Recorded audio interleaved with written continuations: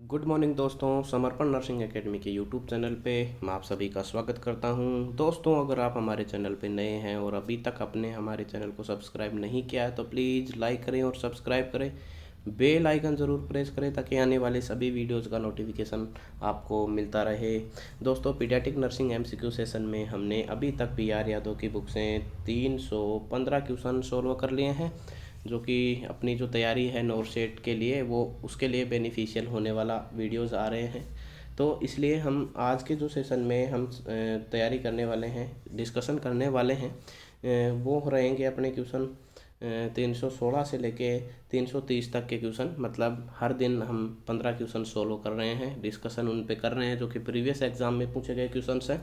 तो चलिए आज के सेशन की शुरुआत करते हैं क्वेश्चन नंबर 316 के साथ में। The light of which colour is use to treat neonatal jaundice. तो न्यूनेटल जॉन्डिस में कौन सी लाइट जो है, कौन सी कलर की लाइट जो है दोस्तों वो यूज की जाती है। न्यूनेटल जॉन्डिस में फोटोथेरेपी दी जाती है। फोटोथेरेपी में कौन सी लाइट अपन यूज में लेंगे। ठीक है, तो यहाँ पे ये क्वेश्चन कर रहा है। तो यहाँ पे दोस्तों करेक्ट ऑप्शन जो है red light, yellow light, orange light और ब्लू लाइट में से अपन को करेक्ट ऑप्शन देखना है। तो यहाँ पे करेक्ट ऑप्शन जो है दोस्तों वो होता है ब्लू लाइट। ब्लू लाइट जो है वो उसका यूज अपन को फोटोथेरेपी में करते हैं ताकि उसकी जो वेवलेंथ होती है दोस्तों वो 420 टू 480 nm होती है। 420 टू 480 नैनोमीटर। ठीक है, ये इसकी वेवलेंथ होती है, वेवलेंथ। ठीक है, तो ये आपको याद रखना है। कभी कभार इसके बारे में भी, वेवलेंथ के बारे में भी क्वेश्चन कर लिया जाता है। तो इसलिए ब्लू कलर की जो लाइट है और उसकी वेवलेंथ है 420 से 480 nm, नैनोमीटर।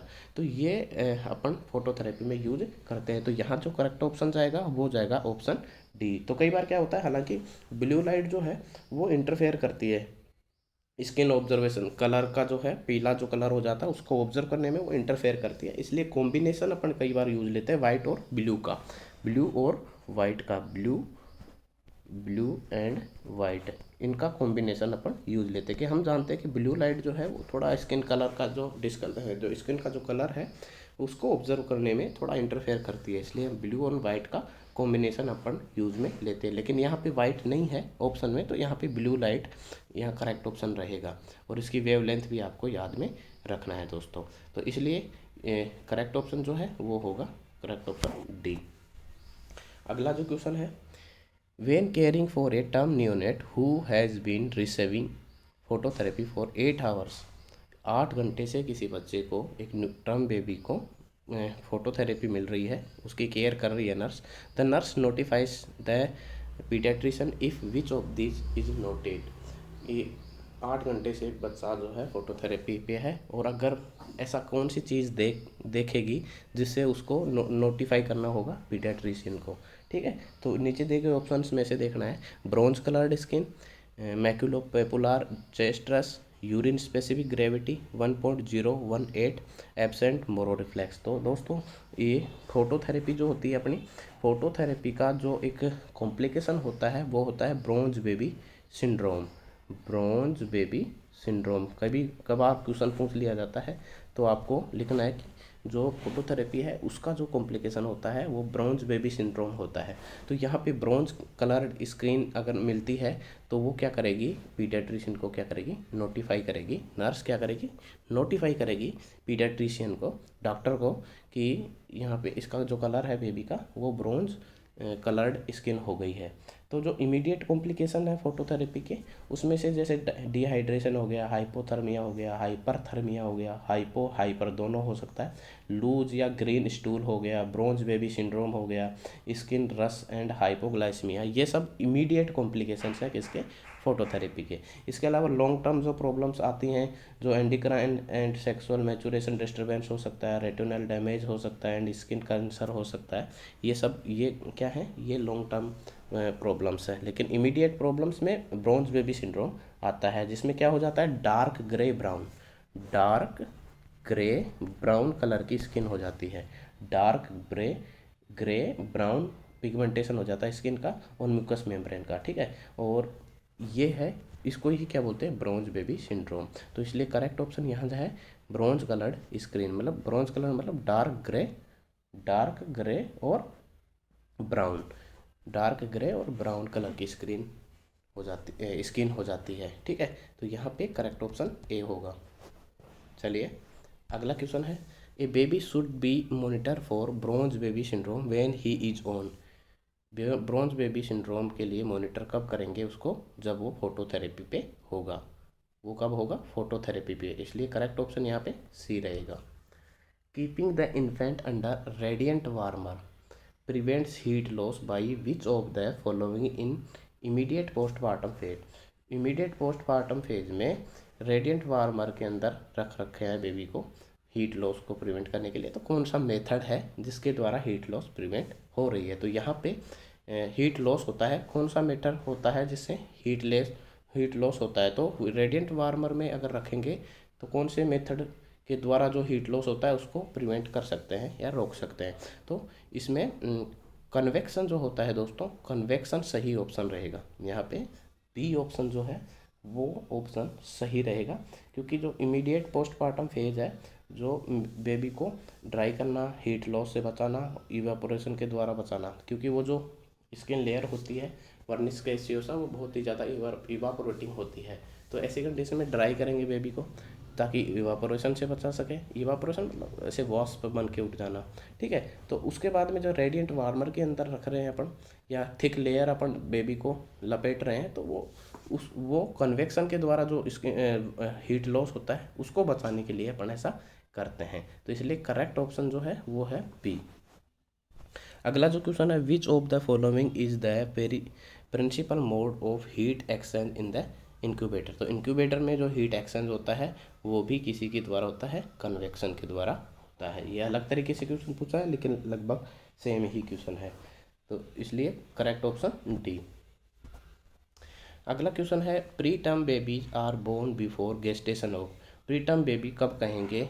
मैंने बहुत बार डिस्कस किया है दोस्तों प्रीवियस क्वेश्चंस में कि प्री टर्म क्या होता है, टर्म बेबी क्या होता है। तो टर्म बेबी होता है 37 टू 40 वीक का अगर बच्चा जन्म ले रहा है तो उसको बोलेंगे टर्म बेबी, और इससे बिलो अगर बच्चा जन्म ले रहा है तो उसको प्री टर्म बेबी बोलेंगे। तो देखिए यहाँ पे ऑप्शन में दिया होगा 37 वीक्स। 37 वीक्स से गेस्टेशन के पहले अगर बच्चा जन्म लेता है तो उसको प्री टर्म बेबी बोलेंगे। तो यहाँ पे करेक्ट ऑप्शन हो गया, यहाँ पे ए करेक्ट ऑप्शन रहेगा। ठीक है, अगला question, small for dates baby small for date baby are prevented by. किसके द्वारा प्रिवेंट कर सकते हैं स्मॉल फॉर डेट बेबीज को। ठीक है, तो स्मॉल फॉर डेट जो बेबी होते हैं वो क्या होते हैं ये अपन को समझ में आना चाहिए। तो दोस्तों स्मॉल फॉर डेट जो बेबी होते हैं उसको स्मॉल फॉर गेस्टेशनल एज भी बोल सकते हैं, या स्मॉल फॉर डेट भी बोल सकते हैं, या फिर इंट्रा यूटेराइन ग्रोथ रिटार्डेशन भी बोल सकते हैं। स्मॉल फॉर डेट भी बोल सकते हैं, स्मॉल फॉर डेट भी बोल सकते हैं, स्मॉल गेस्टेशनल एज भी बोल सकते हैं, स्मॉल गेस्टेशनल एज भी बोल सकते हैं, और इंट्रा यूटेराइन ग्रोथ रिटार्डेशन भी बोल सकते हैं। तो वो कैसे प्रिवेंट अपन कर सकते हैं। ठीक है, तो ऐसे कंडीशन में ये होते क्या है स्मॉल फॉर डेट या इंट्रा यूटेराइन ग्रोथ रिटार्डेशन। अगर बच्चा का जो बेबी का जो बर्थ वेट है वो अगर बिलो 10th परसेंटाइल हो, परसेंटाइल है यहाँ पे, परसेंटेज नहीं है, परसेंटाइल हो। ठीक है, तो ऐसी कंडीशन में उसको अपन क्या बोलेंगे, स्मॉल फॉर गेस्टेशनल एज, या स्मॉल फॉर डेट, या इंट्रा यूटेराइन ग्रोथ रिटार्डेशन। तो यहाँ पे इसके लिए उसको प्रिवेंट करने के लिए अपन क्या करेंगे, एंटीनेटल जो केयर है वो इसमें बहुत ही ज़्यादा इम्पोर्टेंट है। क्योंकि अगर एंटीनेटल केयर में क्या होगा, ये उस केयर में अगर अर्ली अपन डिटेक्ट कर सकते हैं प्रॉब्लम को। ठीक है, प्रॉपर एंटीनेटल केयर जो है उससे अर्ली रिकॉग्नाइज कर सकते हैं, डिफेक्ट को कर सकते हैं या क्योज को कर सकते हैं, तो उससे करेक्ट भी अपन टाइमली कर सकते हैं। इसलिए यहाँ पे स्मॉल फॉर डेट बेबीज़ को प्रिवेंट करने के लिए अपन एंटीनेटल केयर देंगे। ठीक है, एंटीनेटल केयर ज़्यादा प्रोवाइड करवाएंगे, इसलिए बी ऑप्शन यहाँ पे रहेगा करेक्ट। अगला जो क्वेश्चन है, clinically uterine growth retardation can be classified into. Clinically कैसे क्लासिफाइड करेंगे, तो सिमेट्रिकल और एसिमेट्रिकल में इंट्रा यूटेराइन ग्रोथ रिटार्डेशन जो है उसको अपन क्लासिफाइड करते हैं। इंट्रा यूटेराइन ग्रोथ रिटार्डेशन को सिमेट्रिकल और एसिमेट्रिकल दो भागों में बांट सकते हैं। एसिमेट्रिकल क्या है? Disproportional reduction in size of sutures and organs. जो ऑर्गन एंड सूचर्स है उनको डिसप्रोपोर्शनल साइज हो जाए, मतलब जिस प्रपोर्शन में नॉर्मली होता है वैसा नहीं हो। और symmetrical intra uterine growth retardation क्या है? सिमेट्रिकल में क्या है? जनरलाइज प्रोपोर्शनल रिडक्शन, मतलब ऑर्गन्स का साइज है, शेप है, वो जनरलाइज, मतलब पूरी बॉडी का ही क्या हो, उनका साइज और शेप में रिडक्शन हो, तो वो सिमेट्रिकल हो गया। और एसिमेट्रिकल में डिसप्रपोर्शनल, मतलब कोई हाथ बड़े हो गए, पैर बड़े हो गए, या कोई और ऑर्गन बड़ा हो गया, ठीक है, मुंह बड़ा हो गया, तो वो asymmetrical growth intrauterine growth retardation है। तो यहाँ पे करेक्ट ऑप्शन जो है वो सी जाएगा। अगला क्वेश्चन है, fetal growth below the 10th percentile in terms of weight, length, head circumference, best standardise gestational rates are is called. तो इसको क्या बोलेंगे? ये इसकी डेफिनेशन है इंट्रा यूटेराइन ग्रोथ रिटार्डेशन की, या स्मॉल फॉर डेट्स की जो डेफिनेशन है वो ये होती है कि जो 10th परसेंटाइल जो है, जो ग्रोथ है फीटल ग्रोथ 10th परसेंटाइल कम हो, जिसमें वेट या लेंथ या हेड सर्कमफ्रेंस, ठीक है, तो इसको क्या बोलेंगे? Intra uterine growth retardation. तो इसलिए करेक्ट ऑप्शन यहाँ पे जाएगा बी। बी करेक्ट ऑप्शन जाएगा दोस्तों। अगला जो क्वेश्चन है 325 क्वेश्चन जो है वो कह रहा है, select the criterion that is coupled with its indication of gestational age और बर्थ वेट स्मॉल। तो ये अपन को एक क्राइटेरिया जो है वो अपन को देखना है, ठीक है, जो कि इंडिकेशन ऑफ गेस्टेशनल एज और बर्थ वेट और गेस्टेशनल एज के जो इंडिकेशन है उसका एक क्राइटेरिया अपन को देखना है। तो इसमें देखिए करेक्ट ऑप्शन जो जाएगा वो जाएगा दोस्तों, weight lies range of 10th and 19th percentile appropriate for gestational age. The neonates weight lies range of 10 to 9th percentile, इसलिए करेक्ट ऑप्शन जो है डी रहेगा। अगला क्वेश्चन है, the immediate management of preterm neonate include all the following. जो preterm baby है उसका immediate management क्या होगा? Immediate management of preterm neonate include all the following. तो इमीडिएट मैनेजमेंट क्या होगा? Code is to be clamped quickly, cord length is kept long while cutting, air passage should be cleaned, all of above. तो ये सारे option सही हैं दोस्तों, इसलिए करेक्ट ऑप्शन जो जाएगा वो जाएगा डी, क्योंकि जो इमीडिएट मैनेजमेंट है प्रीटर्म नियोनेट का, जो कोड है उसको तुरंत क्लैम्प अपन को करना है, कोड लेंथ है वो जितनी ज़्यादा दूरी पे हो सके एक लेंथ अपन को मेंटेन करनी है, और एयर पासेज है वो भी क्लीन करना है, ठीक है, एस्फाइक्सिया से बचाने के लिए अपन एयर पासेज भी तुरंत क्लीन करना है, ठीक है। तो ऑल ऑफ अबव यहाँ पे करेक्ट ऑप्शन रहेगा D. The preterm infant elbow may easily brought across the chest with no resistance. The term infant's elbow may easily brought across the chest with no resistance is scarf sign। Scarf देखिए एक गले में लटकाते हैं, तो ऐसे जो जो infant का एल्बो है वो इजीली जो है वो चेस्ट के अक्रॉस जा सकता है, तो इसको बोलते हैं स्कार्फ साइन, इसको बोलते हैं स्कार्फ साइन, इसलिए करेक्ट ऑप्शन सी रहेगा। अगला क्वेश्चन है, a newborn who is above 9th percentile on intrauterine growth curve is term age. 9th percentile है मतलब ज़्यादा है, लेंथ का ज़्यादा है, इसलिए लार्ज गेस्टेशनल एज का बेबी हो जाएगा। इसको क्या बोलेंगे? लार्ज गेस्टेशनल एज का बेबी, ठीक है। तो इसलिए करेक्ट ऑप्शन यहाँ पे बी रहेगा। करेक्ट ऑप्शन क्या रहेगा? बी रहेगा। अगला क्वेश्चन है, if a baby born after 43 week of pregnancy known age. 43 पे हुआ है, नॉर्मल 37 से 40 के बीच में हो तो उसको क्या बोलते हैं? उसको बोलते हैं टर्म बेबी। और 43 वीक पे हुआ है तो पोस्ट टर्म बेबी हो गया, पोस्ट मैच्योर इन्फेंट हो गया, ठीक है। इसलिए करेक्ट ऑप्शन यहाँ पे जाएगा बी। बी जाएगा correct option, post mature infant हो गया जो कि 43 वीक्स ऑफ गेस्टेशन या प्रेगनेंसी पे हो रहा है, ठीक है। तो इसके लिए करेक्ट ऑप्शन जो है पोस्ट मैच्योर इन्फेंट रहेगा। अगला क्वेश्चन है, which of the following are sign of post mature infant.